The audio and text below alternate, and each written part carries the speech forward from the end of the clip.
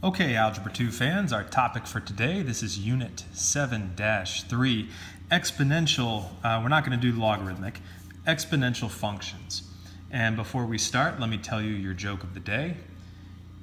Want to hear a joke about a piece of paper? Never mind, it's terrible. Terrible. All right, so our topic is exponential functions, and we're going to start by graphing two examples of exponential functions. The first one is y equals 2 raised to the x. And what we're going to do is we're going to fill out the table here. Where it says the king and the chessboard, that's a story, but we can save that for another time. So y equals 2 raised to the x. Now notice that the variable is the exponent. It's not 2 times x, it's 2 raised to the x. So this is a new type of function for us. And so what we'll do is we're going to take the x values and plug them in and figure out the y values. Now let's start with the positive domain values, the positive x's. So if x is 1, then y equals 2 raised to the first power, which is 2. 2 raised to the second power, 2 squared, is 4. 2 raised to the third is 8. Notice that we're just multiplying by 2 every time. 2 raised to the fourth is 16. Now what's interesting is normally you'd look at this and say, I'm going to multiply by 2 to get the next value. But what if we went backwards? What if we went from 16 to 8 to 4 to 2? What's happening is we're dividing by 2. So in the pattern, the next value, if we take half of 2, what you get is 1. And then you get 1/2, and then 1/4, and then half of that is 1/8. Now what happens here, I'm going to go back to 1. That's when the x value is 0. 2 raised to the 0 is equal to 1. Anything raised to the 0 is always 1. And you may have asked yourself, why does that actually happen? Well, if you look at the pattern, if I keep dividing by 2, then 1 is going to come up naturally. Now, if you have a negative exponent, 2 raised to the negative 1, it's not a negative y value. It actually becomes 1/2, which is the same as 1 over 2 to the first. 2 raised to the negative 2 is 1/4, which is 1 over 2 to the positive 2. 1/8 is 1 over 2 raised to the positive 3. So what happens here, when you have negative exponents, basically you are flipping your fraction and you're moving the 2 to the negative 3, you move that to the denominator and it becomes positive. So there are a couple exponent rules here where you can really see the pattern developing. Now what we really want from this though is we want to look at this as a picture, we want a graph. So we're going to draw an x-axis and a y-axis. Now you'll notice that I make the first quadrant very large, and that's because actually all of our y values here are positive, and then the second quadrant is okay. So we'll go out here, count 1, 2, 3, we'll count out to 4, minus 1, minus 2, minus 3, and then the y values, 8, 9, 10, 11, 12, 13, 14, 15, 16. And I'm going to number by 2s.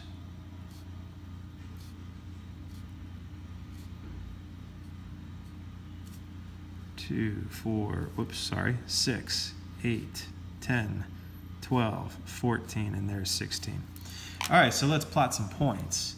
Start with 0. 0, 1, that's your y-intercept. 1, 2. 2, 4, 3, 8, 4, 16, and then negative 1, 1/2, or 0.5, negative 2, 0.25, and that's about all I can do. Now you notice that we're going to trace this. There's a nice curve going on here. This is not linear. This is not a line. An exponential function is a curve, and that'll keep going. And to the left, this will also keep going. Now, it's actually going to get closer and closer to the x-axis, but it's never actually going to get there. So I'm going to draw a little dotted line here for the x-axis. This is going to be a horizontal asymptote, which we talked about in our last unit. So this is a curve. This is y equals 2 raised to the x power. This is called an exponential function. Now, there are a lot of uses for this. This is how your money grows when it's compounded, compound interest. Unfortunately, this is how a virus spreads, this kind of shape right here. And notice that it keeps getting more and more vertical. And this is why people get really scared when there's an outbreak, because the spread of exponential things, it grows very, very quickly to the point where it gets out of control very fast. The domain here, we're going to talk about properties. So the x values, you can plug anything in for x. The domain is all the real numbers, negative infinity to positive infinity. Okay, or you can say all reals if you want. Now the y values, though, the range, so those are the y's. The range, well, actually, we never get to 0 here. This part of the curve is going to get closer and closer, but never actually get there. So the range will go from 0, that's the lowest, and it's open, because we don't actually touch 0, all the way up to positive infinity. Now, because of this, we don't touch the x-axis. So x-intercept is none. It doesn't exist. Now, the y-intercept is right here at 0, 1. Increasing, decreasing. As we move from left to right, notice that we're rising. This is an increasing function from left to right. Now, the interval where that's happening is all the way off on the left, which is negative infinity, and we never actually stop, so we go to positive infinity. Increasing from negative infinity to positive infinity, and decreasing is none. At no point are we decreasing.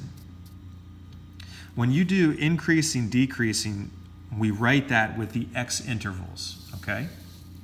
Now, the last two are the end behavior.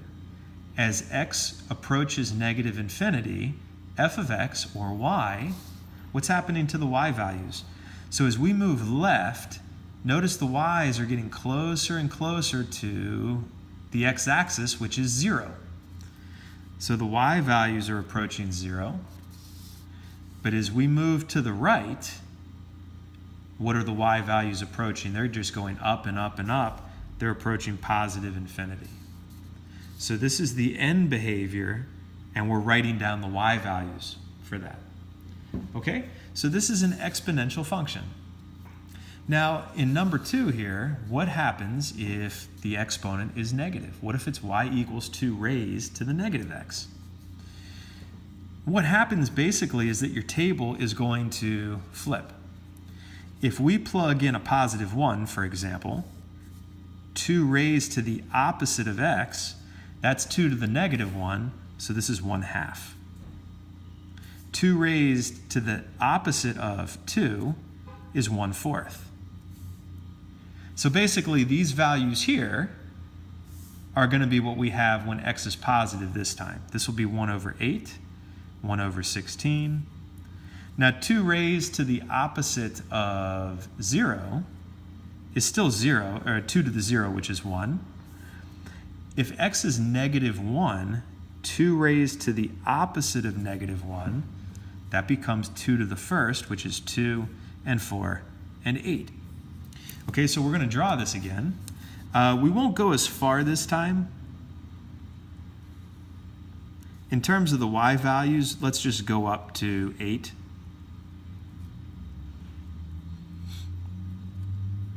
So I'm going to count by 2's again. I'll do it right this time. 1, 2, 3. -1, -2, -3. All right, so we'll plot our points. So this time, when x is -3, the y value is 8. So now this is up here. -2 is 4. -1 is 2. 0, 1. And then we go with the fractions. 1, 1/2, 2, 1/4, and then it's too small to do. And now the curve looks like this. So basically what's happened is the curve has been reflected. We basically took this and now we're switching it to here. We're reflecting across the y-axis. Now the domain is still going to be all the way to the left and all the way to the right. You can plug in values. So it's still minus infinity to positive infinity. The range, the lowest value is 0. This is going to be another horizontal asymptote. The range is still from 0 to infinity because it's still going to go up to infinity here. The x-intercept is still none. The y-intercept is still 0, 1.